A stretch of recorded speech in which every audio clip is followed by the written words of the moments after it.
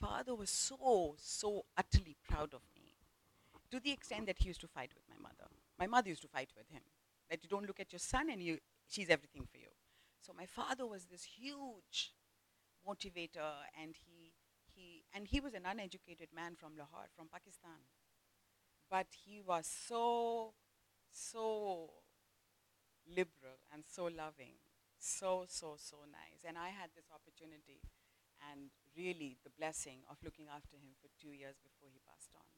And he went away in my hands and in my arms, and I think that was the biggest blessing God gave me. Yeah, truly. I can share here a little bit of Yes, my please do. story. Please do. Please come here. Uh, for my story, I would say that I was an adopted child. So when I was growing up, I did not know that I was adopted. I grew up in my grandfather's place. That is my nana, my from my mother's side.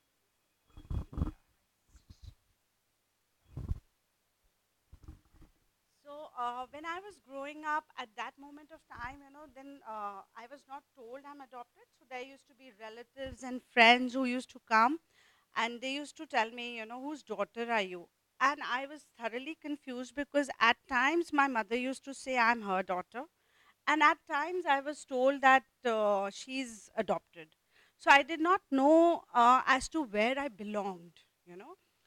But over a period of time, like when I saw my mother, at one point of time when she was not acknowledging me as her daughter, but she was showering immense love to me.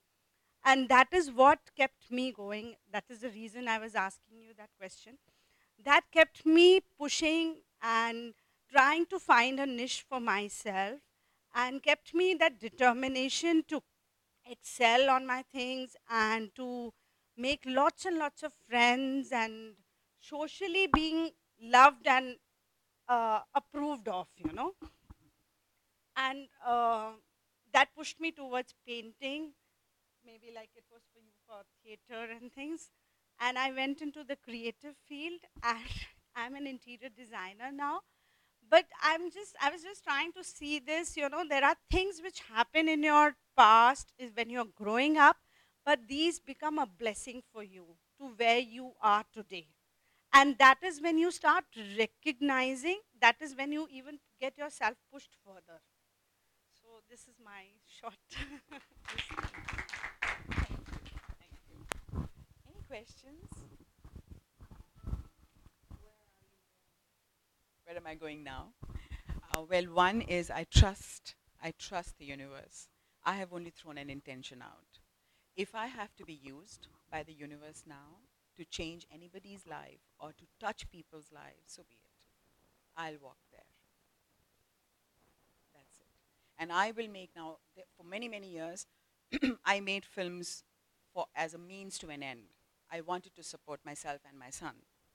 So there was a different reason for making the films. But now I'd make a film. I will continue because that's the tool God has gifted me with. So I will continue making films, but I will make only when I have to say something which can really make a difference in people's lives, which can really um, bring about a change somewhere. Then I will make a film.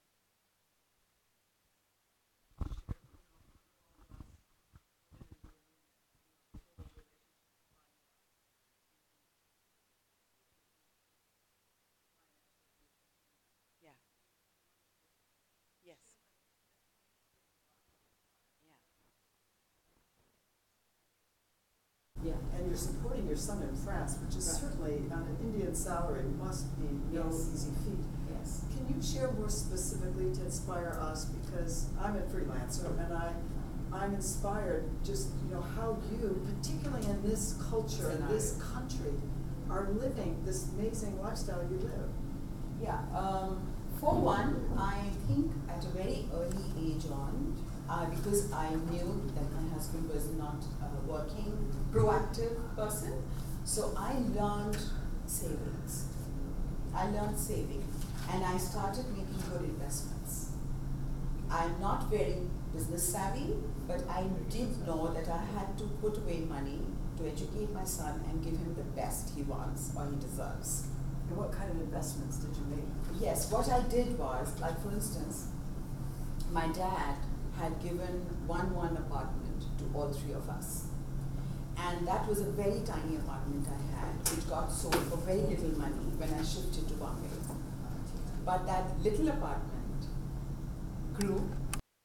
And then I sold that and I bought a very little apartment in Mumbai, a tiny matchbox. But that grew again in terms of its value in the market. From there, I went to this, and I went to this, and I went to this. And then when I sold this, I got this much. And I bought a little place for myself in Delhi and put away the rest. Put it away in the bank for my son. Yeah. Not in stocks. No, no, no. I'm not business savvy at all. I don't understand these figures. For me, it is sitting in the bank and it's fine. It's sitting in the bank and that will support my son. And what I also learned, very, very key thing, thank you for reminding me, is when I moved, now my parents' lifestyle, my sister's lifestyle is extremely different from my lifestyle. I'm very bohemian, very raw, very rooted, and extremely earthy. So my house looks like one shack in comparison to the homes my parents and my sister has and my brother has. Very, very different. So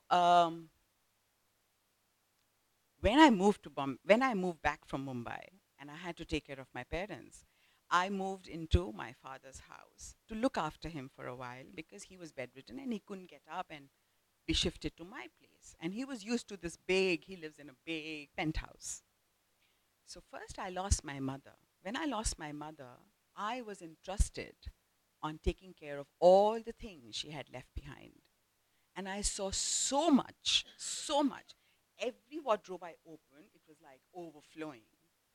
Every place, every little corner I opened, it was just on my face. And I did not know what to do with so much, so many things. So I started finding out which are the charities where I can donate, where these things can be used well so that they are respected and they're well taken care of. And I started giving away things. I just started giving away. For months together, trucks were going out of my house. For months, there was so much there. And then I took care of my dad. And for 2 years, slowly, slowly, my dad started putting away and putting his things on my name so that I could take care of them later on. And now he passed on. And I have so many things lying with me.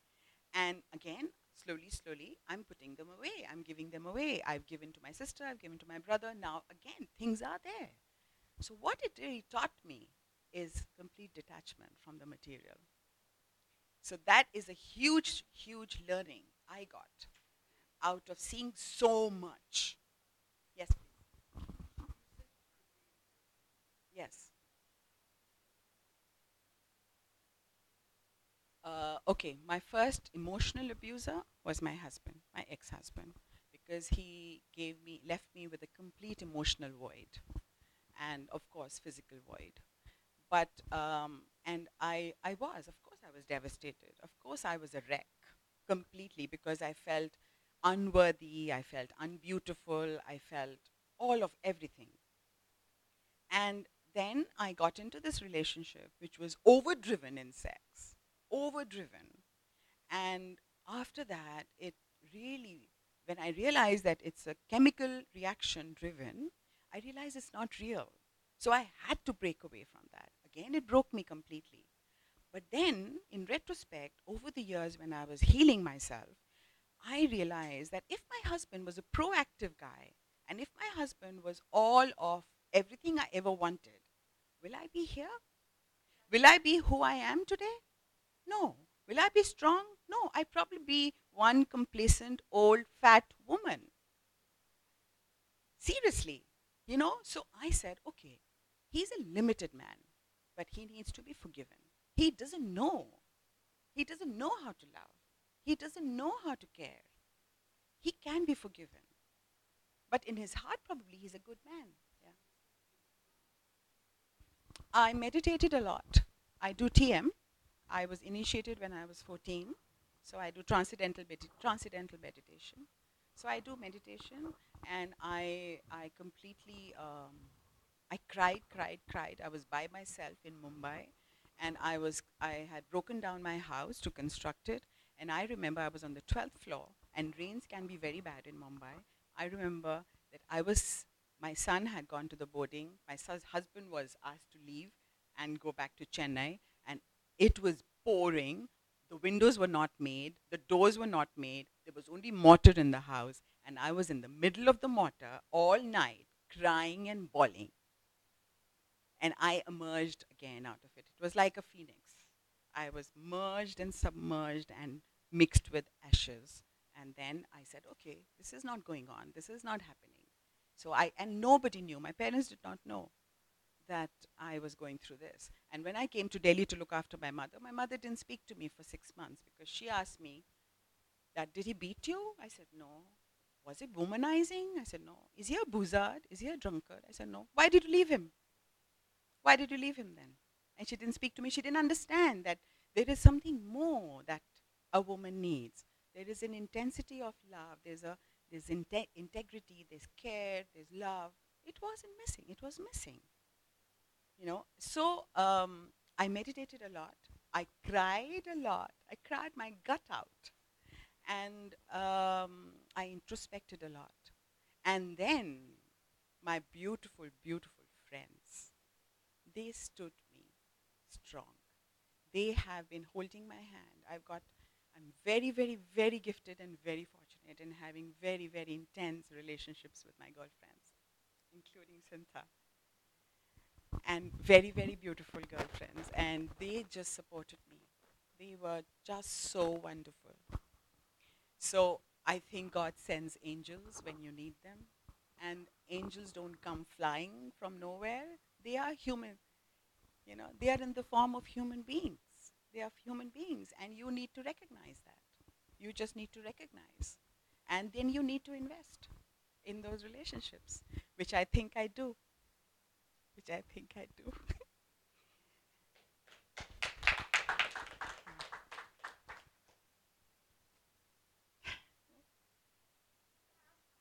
Yes, Ask, like when you said that you got your calling, I want to know exactly how does one get to know that's the calling? I mean, so many times these signals and symbols which come your way, but you're calling to catch on that. How does your see, there are times when something comes in front of you and he says, "Oh my God, I was waiting for this all my life. Oh my God, I saw this in my vision." So that's your calling. You just follow your heart. Like, I'll tell you another very beautiful example. All my life, I shirked away from masters and gurus. All my life, I said, I am not following a cult. I am not following a guru or a master. Because my journey, my destination is all about journeying. I am going to continue journeying.